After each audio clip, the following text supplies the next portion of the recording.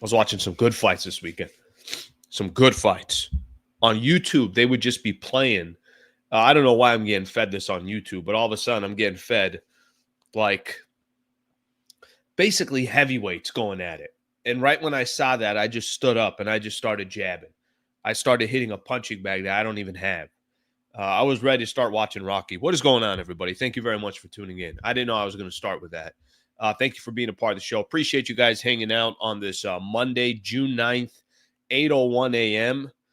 Yes, a little bit behind. I mean, technically, I started the live stream at 8 a.m.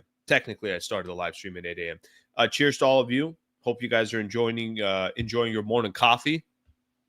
Hopefully, everybody had a great weekend. Hopefully, everybody's safe on this Monday. I have not looked at the news today, so I have just kind of said, yeah, I'm good. I don't know how much I'm going to watch it. Okay, we got a lot to get into today. I do got a quote for everybody real quick. We'll get things started. I'll give everyone a rundown, and then we'll take a look at a few of the comments, and then we'll go from there. So I appreciate you guys all hanging out. There's overwhelming evidence that the higher the level of self-esteem, the more likely one will be to treat others with respect, kindness, and generosity. I cannot read. There's overwhelming evidence that the higher level of self-esteem, the more likely one will be to treat others with respect, kindness, and generosity. That took 7 minutes to read, but we got that quote in here real quick. Let's take a quick look at a couple of comments here, and then we'll do a quick little rundown, and then we'll roll from there. I did do a little post-game action yesterday, so yeah, kind of tried that. Not nearly as good of a game as game one, but we got some reaction from people right after the game. Let's see what we got here.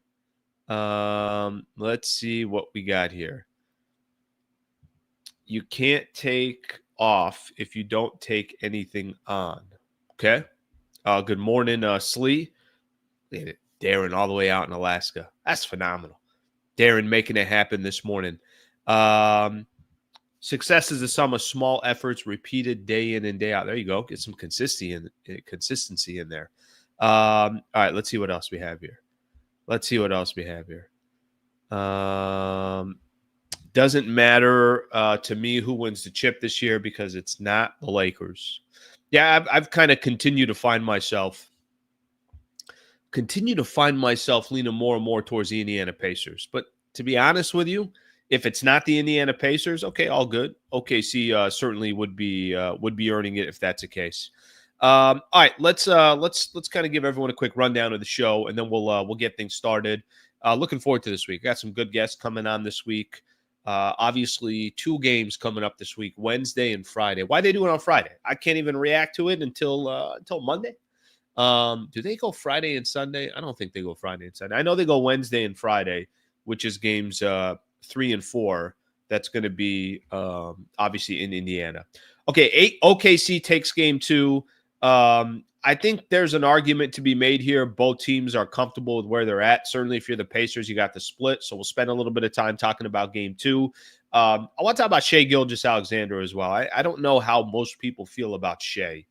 Are we respecting what this guy is doing at this young of an age? Could very, very well have an NBA championship under his belt over the course of the next week or two. And there is definitely kind of a different type of skill set that he has that's not going to be the loudest. It's not going to be the flashiest. They're not going to be too excited to show his highlights on a night-in, night-out basis, but the man is doing work. Durant on a 1-year rental. There's some different stories out there. Mark Stein had a piece in his Stein report that he does, and then some people are wondering if Kevin Durant would be available for a 1-year rental. Will Lakers have any interest in a 1-year rental in Kevin Durant? For me, I think it begs the question. By the way, I think the answer to that is no, but we can talk about that once we get to that topic. To me, it kind of starts presenting the question of, what is the Lakers' goal this upcoming year?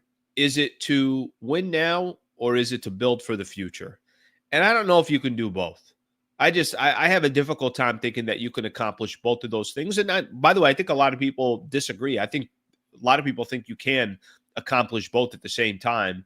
But what is the priority right now? Is it trying to win right now, or is it trying to build with Luka for the future? And can you accomplish both at the same time? I mentioned this on Friday. I want to have a conversation about Rui Hachimura. Keep or trade Rui. Thoughts on Rui Hachimura? Is Rui kind of undervalued because there's a lot of different times where he's brought up in different trade rumors and things along those lines. So we'll talk a little bit about Rui. Got the weekend recap, reflect a little bit on what we saw over the weekend. Then we'll call it a day. So that'll be our Monday. So I appreciate you guys hanging out, being here, and thank you for being a part of the show. Let's see what we got here. Let's see what we have. All right. All right. We'll leave it alone. By the way, probably will not be getting into any politics on the show today. So just so everybody knows, I don't think we're mixing in politics into the mix. I will say this: it is a little bit, obviously wild, just in general, right? Some of the photos and things along those lines or videos. We'll see what happens. Okay. Somebody's also putting on here, no Dodgers versus Padres preview. We'll talk a little bit about that towards the end of the show as well. That's going to be part of my weekend recap of just kind of what all those teams did over the weekend, and then we'll talk a little bit about it. I think the two teams are playing each other 7 times in the next 10 games. They're going to face each other, so something to keep in mind there. Okay, let's get things started. We'll start with the NBA Finals. All right, so I don't think yesterday was a shock. I think anybody that's watched enough NBA basketball this year, OKC's got a squad too. Let's not pretend like, I know Indiana took game 1. So there are a lot of people out there that, all the momentum's on Indiana's side. I don't know if they took game 1 or they absolutely just stole it. It doesn't matter. You got to do that 4 times in a series and you're NBA champs. But I thought the way last night played out, not really a surprise. Nothing really happened yesterday where it's like, oh my gosh, I can't believe that happened. OKC dominated, took complete control of that game. Really towards the end of the first quarter, Indiana was hanging around, even took a 3-point lead. That's the biggest lead they would have in a game. And then the Oklahoma City Thunder basically closed out the first quarter on a 9-0 run. And then after that, there was nothing that the Indiana Pacers could do. It didn't matter. There was a cushion. In game 1, there was a cushion between, let's call it 9 to 12 points the entire game. Game 2, it was like 12 to 15 points. So Indiana basically, or OKC basically said, we're not going to give you guys any life or any hope. And even if you go off and start hitting some threes, by the time there's 6 minutes left in the fourth quarter, this game's going to be a wrap. And it really was. Their biggest lead was 23 points. Shai was doing his thing. Finally got a little bit of help. Jalen Williams, a little bit of help. Chet, a little bit of help. Nothing crazy from both of those players, but better than what they performed in game 1. And by the time, like I mentioned, you got to the fourth quarter, the Thunder just had full control of that game for it felt like 2 hours of a 2.5-hour game. Change a couple things in their lineup. They took advantage of the size that they have. They went big. They didn't have this rebounding differential like they had in game 1. There was no there was no Pascal Siakam grabbing all these offensive rebounds towards the end of the game. They used the Hartenstein. They used Chet Holmgren. They used that combination of bigs, and they put themselves obviously in the spot to go grab game 1, and they did it. And now we got a series tied at 1 apiece. What's kind of interesting here is I can sit here and really make a case for both teams that they feel great on Monday morning. If I'm the Oklahoma City Thunder, maybe I don't feel great that the series is tied 1 apiece, and I don't feel great that they gave away game 1. But I also think they could sit there and say, okay, well, we got our chance to take a look at what the Pacers got to offer.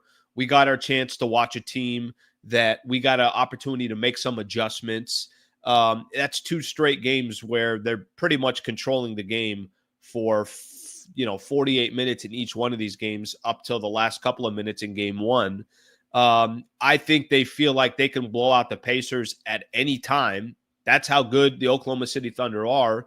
And they're probably walking into Wednesday's game saying, okay, we're good now. We made our adjustments. We understand what we need to do. We know the tendencies of what the Indiana Pacers are, their strengths, their weaknesses, and everything else. We got some data now that we could go back to, talk to some of our players and make sure that they're ready to go. And they'll go take their chances the rest of the series. That's how OKC probably feels this morning. If I'm Indiana, I did exactly what I was supposed to do in Oklahoma City. I mean, I don't care that I was down 23 at some point in game 2. I don't care that the Oklahoma City Thunder, for the most part, dominated game 1. Series is tied 1 apiece. That's all that matters. And I think the Indiana Pacers are going to be walking into game 3 at their arena. That place is going to be rocking. They haven't had an NBA Finals game since back in, 2000, when it was the Lakers and the Indiana Pacers. I think that place is going to be going nuts. And I think the Pacers, I'm not telling you that the Pacers' goal is to split 2 games at home because, when you're at home, you should have an advantage. But if you tell me that the Pacers just get one of these next 2 games at home, mission accomplished again. You're 2-2 through 4 games.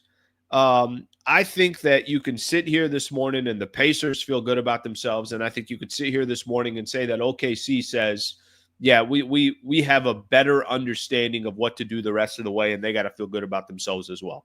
Again, not great because they didn't win game 1, and they're not up 2-0, which I think a lot of people just expected them to be. But the Thunder have also really, really controlled these first 2 games.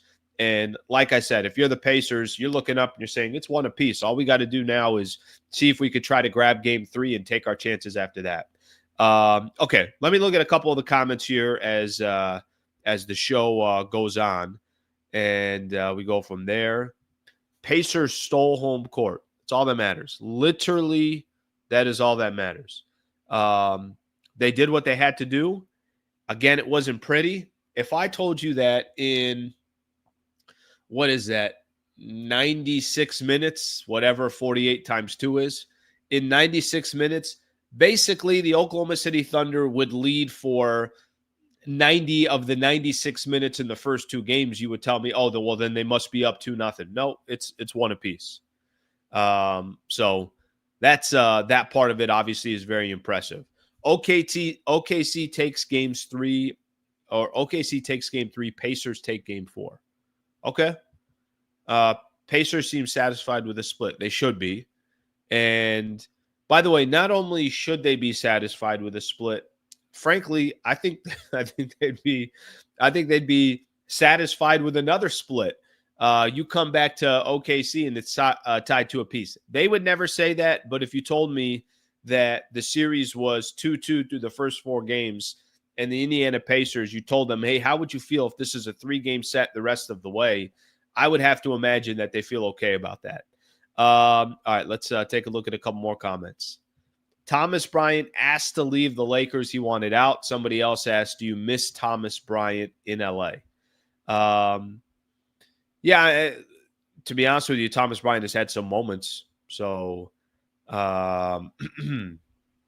he's definitely had some moments so far in the playoffs. I mean, how he was clutch in game 6 against the Knicks. He was wildly clutch. I think he had 8 points in a quarter.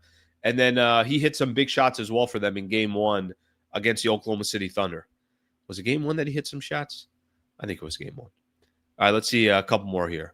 OKC seems like they have figured out Indiana and made the necessary adjustments. Going to be a gentleman's sweep. Yeah, see if we get this 2-2. The one thing that I've kind of mentioned this before. The one thing that I really like to see more than anything else, I just want a series. Whether it's OKC or Indiana that wins it, I just like to see a series. So if OKC has made his adjustments and the rest of the series, the Pacers can't make it a series, well, that really wouldn't be all that much fun. Pacers didn't hit any threes. They were unstoppable. I think 46% from the 3-point line after game 1. Game 2 was, I think, mid-30s. So a big difference in game 2. Let's see. Caruso went home to OKC. OKC used Game 1 is fuel to their championship run. Still can't sleep on the Pacers squad. Okay, so I would say this. I think ultimate takeaway, and I want to get into Shai Gilgeous. I think ultimate takeaway from these first 2 games, OKC is unbelievably good. Indiana found a way to get one in OKC. And you walk into a split as they get ready to go into Indiana. Now you got to figure out a way to get one more while you're out in Indiana and try to just kind of extend this series and see what happens. Still think the Thunder probably win this series. I think I'd mentioned Thunder in 6. Still actually probably feel good with that prediction, but the hope is that Indiana can make this thing interesting. Okay, I got a question for everybody, and we'll keep going here. Keep the conversation going.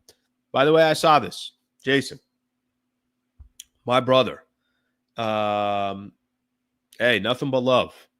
Very, very good to hear that hopefully she's doing okay. So, number one, I appreciate you sharing that. If you're comfortable sharing that in the chat, you got nothing but love from this channel and certainly from me. So, hopefully all's good.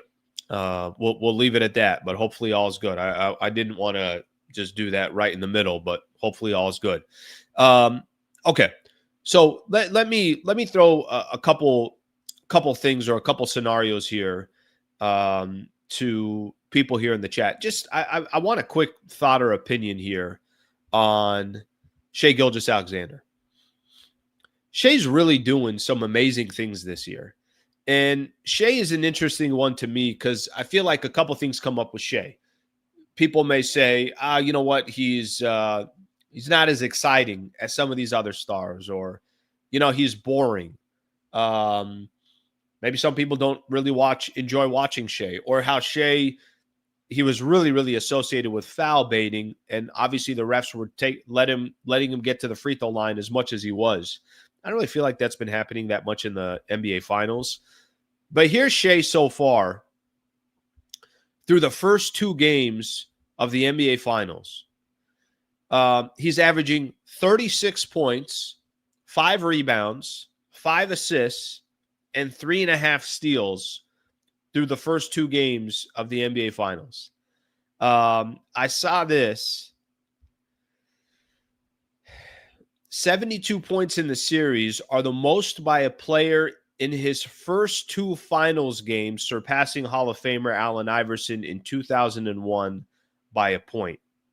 It was Shai Gilgeous-Alexander's 12th 30-point game during the playoffs, surpassing KD in 2014 for the most in franchise postseason history.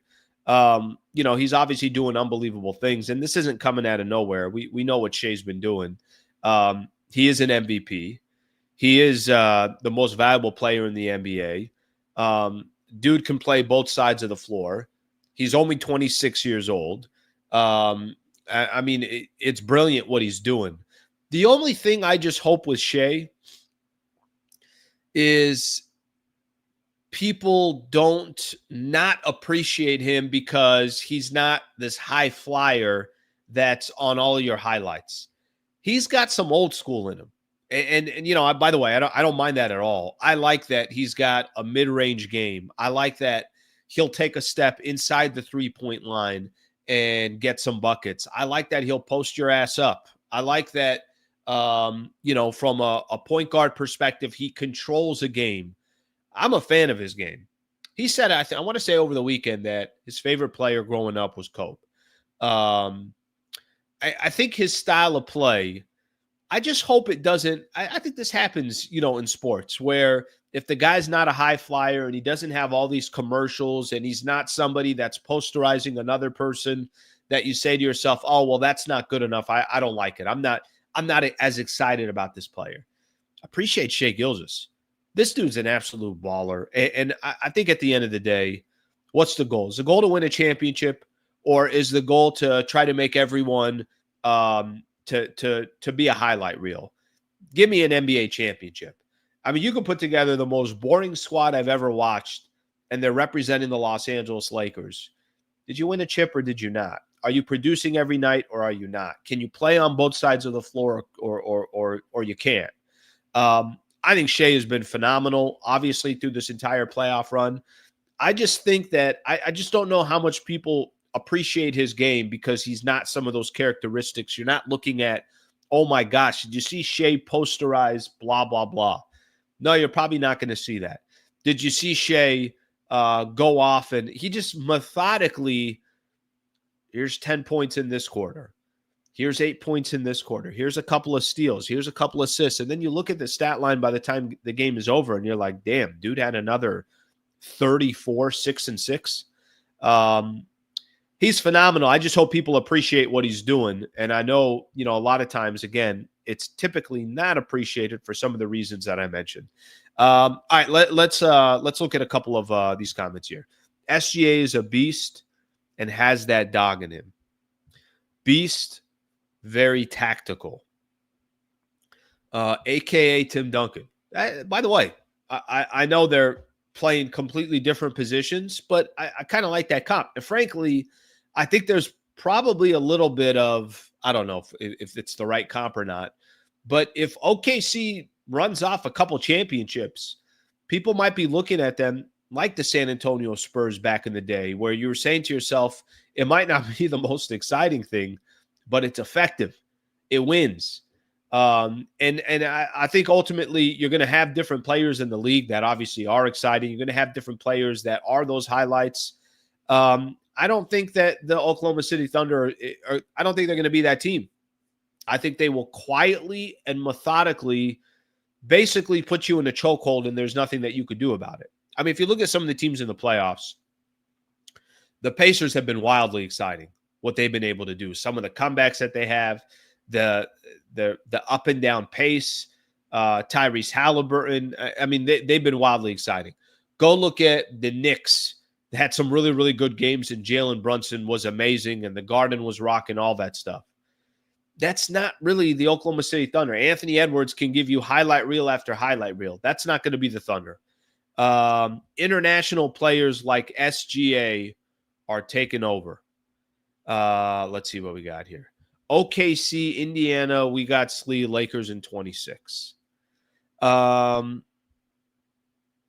Don't matter what the Lakers do this summer. They're 2 to 3 years out minimum. Okay, here's somebody on Shai. He is boring. I guess the point that I'm trying to make with Shai is, boring or not, you should appreciate his game. Respectful. We are not here in OKC. If there's no other topic, let's talk about movies or something. We're talking about the NBA Finals. I'm sorry, brother. The NBA Finals are that's going to be the conversation. Let's see what we got here. Yeah, to me, no matter, I think, what happens, I think just appreciate what Shai is doing. And if you appreciate what Shai's doing, then obviously I think what he's doing is special at this stage of his career, and he's only 26 years old. SGA has Mamba skills, saw video, Ernie same. Yeah, I mean, he's just tactical. Whoever put tactical on there, I think that's a great way of explaining it, because I think tactical is the right way to put it. Indian 5. I wish you were right, brother, but I just don't think that's happening. Okay. There was an article I mentioned Mark Stein had. And this is going to, by the way, just kind of tie me. This is going to be about Kevin Durant. It's going to eventually tie back to what exactly is the Lakers what's the goal this summer? What are the Lakers trying to do this summer?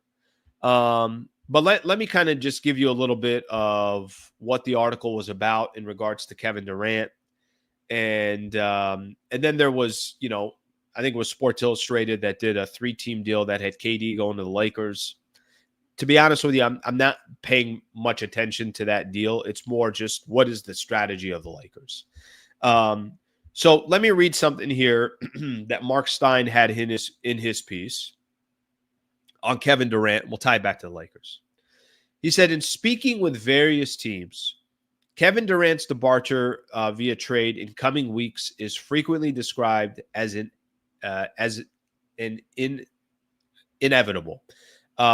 Yet there is also no shortage of cautious I can't even pronounce anything today. prognostication in circulation about the sort of package Phoenix can get back for Durant compared to what it surrendered to acquire him in February 2023. By the way, whatever the hell they got for Kevin Durant, for them to even think that they're going to get anything close to that is a little bit wild. It is not uncommon 2 years and change later to hear that some potential suitors are willing to make trade pitches for Durant with no assurances that the 36-year-old stays beyond the 25-26 season. Okay, so basically what Mark Stein is trying to say is you can make a trade for Kevin Durant and also just say we're going to have this guy for a one-year rental. So let me give you guys an example. Maybe the San Antonio Spurs make a trade for Kevin Durant with no assurances that he's going to be with the San Antonio Spurs past 2025, 2026. By the way, that doesn't sound like a terrible strategy. He is 36 years old. So, how long do you want Kevin Durant for? Let's say the Clippers. The Clippers are a team that has been associated at least a little bit with KD. Let's say the Clippers decided, let's go make a run at Kevin Durant. Maybe it's just a one-year rental. You got the guy for 1 year. Take your chances. You either compete for a championship, you don't. Maybe you everything clicks, you get the right guys, and here we are. The Clippers are in the NBA Finals. But you don't have to commit to KD in the to be a part of a long-term deal. And maybe that makes more teams out there think to themselves, maybe they have more interest in KD by just having him for a year and then taking their chances after that. So SI goes on. The point that they were trying to make is, are there teams out there that can help facilitate a trade to try to get Kevin Durant in a one-year deal? And then SI looked specifically at the Lakers, and basically this was the article that and this will take me to kind of long-term or short-term plan. The idea was, would the Lakers try to make a deal for Kevin Durant on a one-year rental? What would they have to give up in order to do so? So it was Atlanta, Phoenix, and the Lakers. Lakers were giving up Rui, Jared Vanderbilt, Gabe Vincent, Maxi Kleba, and a 2031 first-round pick. The Lakers would get Kevin Durant and Ryan Dunn, and basically Atlanta's in the mix just to help facilitate that trade. You need a 3-team deal to make this happen. It sounded like the Lakers were giving away a lot of pieces that they either don't want, don't need, expiring contracts in order to make a trade like this happen. All right, let me be the first to say, Kevin Durant's not going to end up on the Lakers. I don't think anybody expects KD to end up on the Lakers. I don't think there's going to be a trade package out there where you see Kevin Durant with LeBron James and Luka Doncic. By the way, if I got to be honest with you guys, I don't even know how good that team would be in the Western Conference. You have great individuals, but defensively, where are they going to be? Bron is, obviously 40 years old, turning on 41. Durant's 37 years old. Luka, what's he going to be like? What's he going to be as far as his shape goes and everything else? This kind of leads me to my next point. And I think this summer is going to tell a little bit about the Lakers and what their strategy is going to be. Again, KD ain't coming to the Lakers, so that topic is not to go make a move for Kevin Durant, because I really, really don't think he's going to be a Laker. And I hope the Lakers have in their mind that they got to start thinking for the future. Can you win now if you're the Lakers and still build for the future? Can those two things be can you be on the path to accomplish both of those things? I think that part is going to be wildly, wildly difficult for the Lakers to accomplish. When they were about to make a trade, we all know the trade that they were talking about with Mark Williams almost happened at the NBA trade deadline. The concept of Mark Williams, I think most Laker fans were like, hey, I like this. Here's a 23, 24-year-old that could potentially be a center for the Lakers for years to come, can be a lob threat with Luka right out the gate, can help the Lakers win today, but also there is this vision of what the Lakers' future also looks like. And with or without LeBron James, you felt like that Mark Williams trade could be of benefit. Now, obviously, we know it didn't happen. We know why it didn't happen. So you're just going to kind of put your faith in Rob Pelinka that there's a reason why that trade didn't go down. But conceptually, what that trade was, I think at least I hope, helped us kind of get into the mind of Rob Pelinka of what he's going to do this offseason. And if this offseason it's hey, they grabbed Nick Claxton in a trade, and then they figured out a way to get Nikhil Alexander Walker. However, they decided to kind of get some of these players and these pieces that are at the right age. That to me is what I'm paying most attention to. Are you trying to go all in right now because of LeBron and his age, or are you building 2, 3, 4 years for the future, which is the right strategy to take? I mean, I know every Laker fan always wants to compete. They want to try to win a championship right now. But the decisions they make today does need to be for the future. And I also think the decisions, the younger that they can get, will also help them to try to hang with some of these younger teams in the league, the Thunders of the world, the Minnesotas of the world. Go look at what San Antonio will probably be next year, what the Rockets certainly already are. There are a lot of squads in the NBA right now that are young, that, have a certain blueprint, that have an identity. And I don't know if the Lakers truly have that. So the KD piece, don't pay too much attention to it. This is more about, what do the Lakers do from here? And is that strategy going to be, well, let's go get old veterans because we're trying to win right now? Or is the strategy really trying to build for the future and taking your chances from there? So let's take a look at a couple of these comments here, because I am curious to see what people think in regards to that.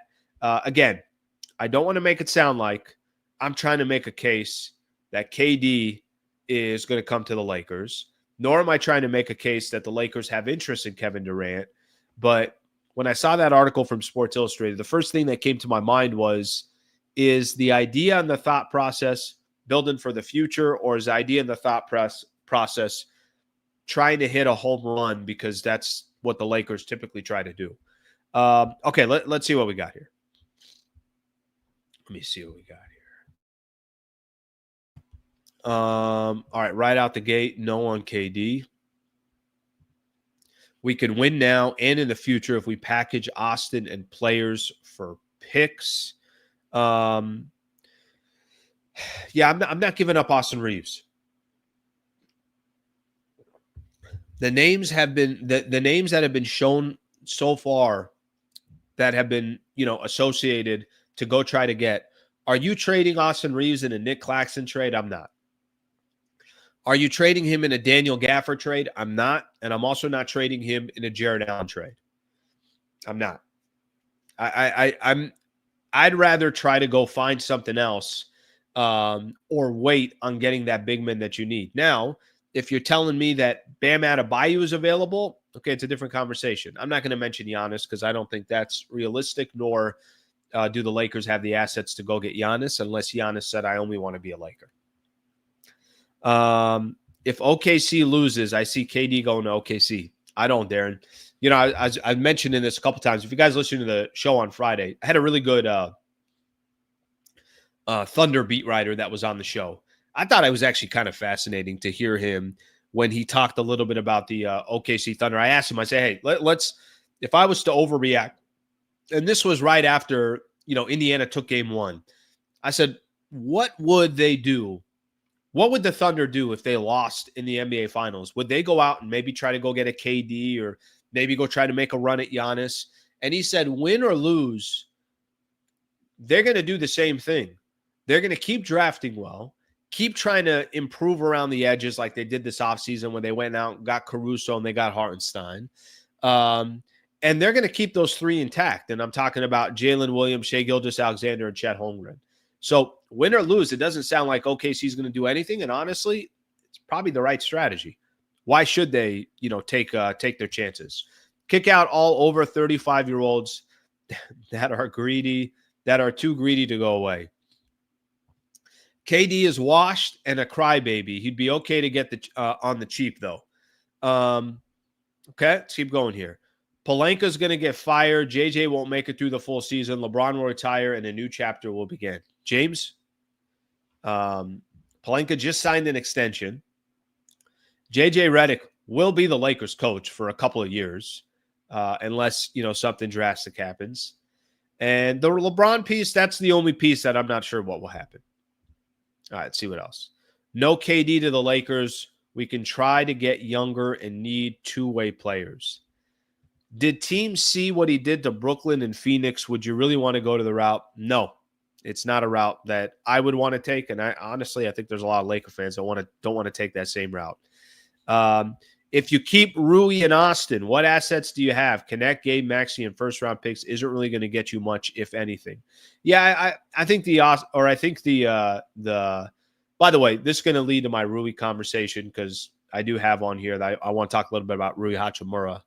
I think Rui would be used in a trade if something, made sense.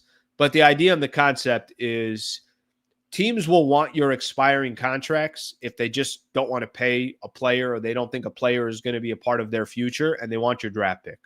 And frankly, they should be wanting Dalton Connect as well because he's incredibly young and that guy really hasn't got a chance to do anything yet in the league. Let's see what we got here. KD. Let's see. Lakers need to start building for the future or building from the draft. That's how you build for the future. Trade and buy picks.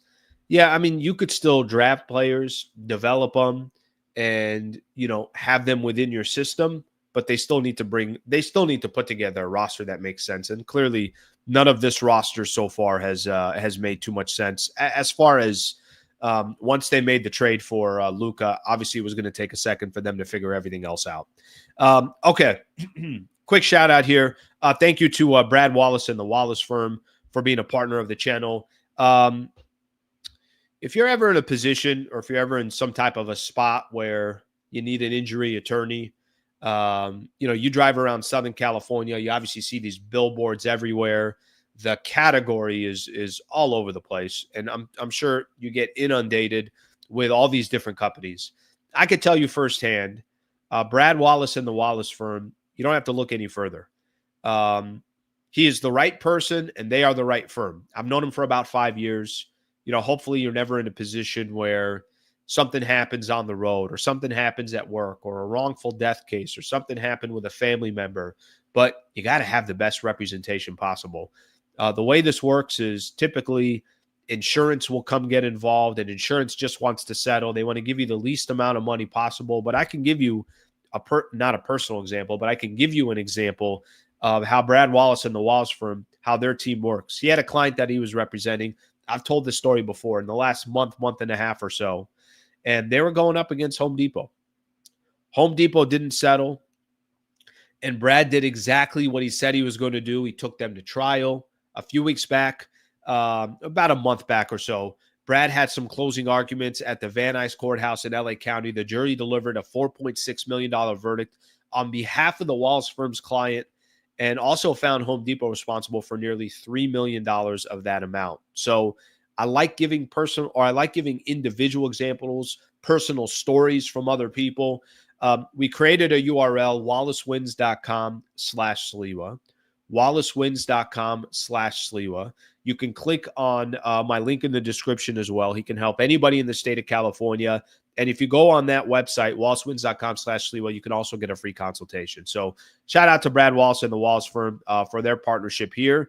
And I appreciate everybody that's also been very positive with the partnerships as well. Okay, so let's take a quick look here. I got a couple other comments that I'm going to get into, and then we'll talk a little Rui Hachimura, and then I got a bunch of little NBA stuff that I'll get into. We'll get into the weekend recap as well. Let's see what we got here. I'm going to save that one. Somebody saying Rui should be better. Austin is LA homegrown. Technically, yes. He did come up through the Lakers system, so give them a lot of credit. By the way, so did Alex Caruso. So Lakers have done a pretty decent job of, obviously finding some players here that can contribute for the Lake Show. All right, let's see what we got here. This is the OKC team I expect to see. Both teams play hard, but OKC is more talented. Going back to the NBA Finals, 36 or 3 and D athletic players and a defensive big, no KD. All right, everybody's got their thoughts on obviously on the Lakers here. Get a big and a 3 and D, Lakers will be okay. All right. Question is how they're going to do that. So I remember, I want to take everybody back. So a couple summers ago, the Lakers signed 3 players. They gave Austin Reeves a 4-year deal, and it was very affordable. I think 4 years, $56 million, if I remember off the top of my head. I'm like, God, that's a really, really that's a very, very reasonable deal for Rui Hachimura. Or I'm sorry, for Austin Reeves. They gave Gabe Vincent 3 years, $33 million. It's like, okay, hey, Gabe just came off an NBA Finals appearance. He was really good in Miami. I like it. I like his DNA. And then a player that they traded for from the Wizards, Rui Hachimura, they gave him a 3-year, 50 and some change deal, something along those lines. 3 years, 52. I know it's 17 a year, so I think it was 52. That was the one contract that I was like, damn, they kind of paid Rui here. Rui's got some expectations now. Rui's got to live up to that contract. Right after they signed him, I remember I was doing radio, and Brian Windhorst came on my show, and Brian Windhorst immediately was like, hey, that deal, keep an eye out on that deal. I don't know if Rui's going to live up to those numbers, what he was doing in Washington at that time, got traded to the Lakers, and there were going to be some expectations for him. Here's what's happened since then. Austin Reeves has way overplayed his contract, and I would say Rui Hachimura has been, I'm really not sure what the Lakers are going to get from Rui Hachimura. And that's kind of been Rui's MO for the last couple of years. And then all of a sudden, as things went on, there would be more noise around Austin Reeves, and, he's not doing enough, and he's got to be, or his playoffs his performance in the playoffs, or the Lakers need him to do this, that, whatever the case is. And I remember when all that noise was going on, I'm like, damn, I remember when they signed Rui and they signed Austin Reeves at the same time. Austin Reeves was by far the better contract, and Austin Reeves has been by far a more consistent player for the Lakers. He's been phenomenal for the Lakers, whether you're an Austin Reeves fan or not, whether you want to trade him or you don't. If you don't think Austin Reeves has overplayed his contract, I don't know what to tell you. The guy came out of nowhere, and he's been great for the Lakers. And he's been so good that his expectations when he got to the playoffs, it's like, yeah, this isn't good enough. We need you to be the third best player on this team. We need you to show up every single night. We need you to have games and moments where you might take over. That's how the expectations grew for Austin Reeves. For Rui, I think he set his bar lower, and that's why I just think there wasn't enough noise around Rui Hachimura, or, oh my gosh, how come this guy isn't playing better, this, that, whatever the case is. Now, I'm a fan of Rui. I would like to see Rui come back this upcoming season because I do think he has value. I think there are times where, he grew on me. Let's put it that way. I think there were times where it's like, you know what? No, I actually kind of feel good when Rui's in a game. Now, he can't rebound if his life depended on him for having that size. I think he's a little streaky sometimes on what he can, eventually do on the floor. Obviously, he doesn't have the ball in his hands, can't create for himself. There is Austin Reeves and LeBron and Luka. So how much of the time is he really going to get the ball? But I look at him, and every time I see a trade package out there, Rui's name is involved. How do Lakers fans view Rui? We spent so much of this offseason so far talking about Austin Reeves, talking about what LeBron's going to do, talking about building around Luka, Dorian Finney-Smith, bring him back, JJ Redick, some of the mistakes that he made from a coaching perspective. I don't really feel like people talk that much about Rui. But if you go look at a lot of different players that the Lakers, if they're going to go get a guy like Nick Claxton, or they're going to go get a guy that they're going to go trade for, Rui's probably involved in one of those trades, unless those teams are okay with grabbing Kleba and Gabe Vincent just to wash their hands. They don't want to really win that much. They'd rather have Dalton Connect and a draft pick. How do Laker fans view Rui Hachimura? Do you view him as a player that has a tremendous amount of value? Do you want to see him as a part of the future of the Lakers? Or are you kind of, maybe indifferent about how he is and what he is for the Lakers, and frankly, just want to see this guy a part of a trade package that can help improve the team. So we'll spend a little bit of time here on Rui, and I do want to see people's comments on Rui Hachimura, how they feel about him. Okay, let me kind of go back a little bit here and see if I can find. Let's see where some of the first. Let's see what we got here. Rui will give you 30 as the primary behind Austin. Rui going backwards like that. I'm ready. Somebody's saying they're ready to move on from Vando. The only problem with Vando is he does have a little bit of this, when you have him on the floor. I don't know. However you want to, describe him, but there are times where he's such a liability on offense, you can't have him on the floor. Lakers can't buy a second-round draft pick. All right, let's see what we got here. AR and Rui beat the champion Celtics. Yeah, I don't really take too much stock in that. Whatever happens in a regular season game, I really don't take too much stock in that. Let's get another one here. Martin watching from Egypt. Martin, you're the man, brother. Thank you for watching all the way out in Egypt. I didn't know we had people in Egypt watching the show. Phenomenal. Send Rui off in the expansion draft. He doesn't rebound. Slee, Rui is soft for a big guy. He can shoot, but not a very good defender or rebounder. That part's weird to me. Every time I look at Rui, I'm like, is that not the perfect NBA size for a big man? And here he is, like you mentioned here, not exactly the best rebounder, not exactly the best defender. Rui's kind of blocked with Braun on the team. He needs to go start somewhere else. Okay, he might get that opportunity. Put 3 or 4 elite defenders around Luka, and Lakers go on a run like we may have never seen before. Okay. Value Rui more than Austin, but would still trade both. I think there's much more value in Austin Reeves than there is for Rui, and I'm talking about the market. And if you told me which of the two players are you keeping, again, I think Austin Reeves just has more value. So I don't think Rui's got more value than Austin Reeves. And 100%, if you went out there and you said something along the lines of, I don't know, any way you want to describe it, but if you went out there and you presented to other teams that Rui's available to trade or Austin Reeves is available to trade, everyone is going to point more attention to having more interest in Austin Reeves. Obviously, Austin Reeves would cost you more. More two-way players. Rui is solid, all-round player, very good spot-up shooter, needs to improve his rebounding.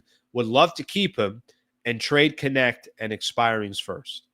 Yeah, I mean, listen, if you told me the Lakers, and this is not how the world works, but if you told me they were able to trade Dalton Connect, that first rounder, and maybe an expiring contract, and they got a good big that can help them, of course, not a great big, not an all-star big, but they got a big that can help them, and they kept Rui and they kept Austin Reeves, okay, that's a lot more interesting. Now you obviously have those players going into the trade deadline as well to try to, find another way to improve the roster. Rui's too nice. If he had a mean streak, he'd be a problem. Yeah, I'm with you. Not in his DNA. Probably not something that that you really see in him. Lakers need to take advantage of the deep draft. The centers in the draft have better offense than Claxton, Gafford, and others that are available. Yeah, a lot of those guys are just they're just lob threats. But the problem is I don't think Lakers are going to try to go draft a big right now and wait a couple of years for that player to develop with Luka. They're going to try to address that problem immediately right now. How was Luka successful in Dallas? That's what we're going to get. At least that's the concept. I mean, I'm assuming that that's how Pelinka and some of these other guys are going to look at this summer. Love to see Reeves coming off the bench. I don't have an issue with that, to be honest with you. I just don't know if the Lakers would actually do it, but I get that strategy. Rookies don't really do well for the Lakers. Yeah, it takes time. I mean, even Max Christie, they drafted him, took a couple of years. Jalen Hood-Schifino, didn't work. players to have guys just come in right away and do work usually takes a second. Okay, I'll keep looking at some of the comments here. And as we kind of go through this, we'll still hit on that. So I'll hit on a couple of these comments. But there are a couple NBA things I want to get into, and then we'll do the weekend recap and call it a day. Rui needs to work on driving to the basket. Not very good at that. Even though his weakness is defense, AR contract what makes Austin so attractive. And he's a good player. Now, his contract's going to eventually get back to market value. You know, that's something that we've talked about in the past. Okay, I got a couple NBA things I'm going to run into here. And then I want to do the weekend recap. And then we got a couple other things we could do after that as well. Okay, so it's funny. So before the and you guys can keep chiming in on the Rui stuff or the Reef stuff. Those two seem to be quite a, I guess you could call it a conversation today. So I'm looking yesterday and getting ready for the Lakers or getting ready for the NBA Finals to start. So you got the Pacers and you have the Oklahoma City Thunder. And I wasn't watching it live, but I know, you know, obviously ESPN's doing all their coverage while all this is going on. And Shams, I saw on Twitter, Shams come out and he's talking about Myles Turner. So we know Myles Turner is going to hit free agency this summer. And you just assume this. You shouldn't make this assumption because we've seen teams do this. The Lakers, after they won their NBA championship, they broke up their team. The Denver Nuggets didn't go into the luxury tax and didn't keep guys like Bruce Brown, eventually didn't keep KCP. Jeff Green was another guy they let walk. And, you know, they obviously haven't won a championship since then. It's not uncommon for teams to kind of change up their roster after they get to the NBA Finals. The Dallas Mavericks, I mean, they got to the NBA Finals and they literally blew up their roster. Okay. Shams said this yesterday about Myles Turner. And I think nobody thinks Myles Turner is coming to the Lakers. They missed their opportunity on that a while back. The Pacers have determined that they will be entering the luxury tax next season for the first time in 20 years for the sake of re-signing Myles Turner.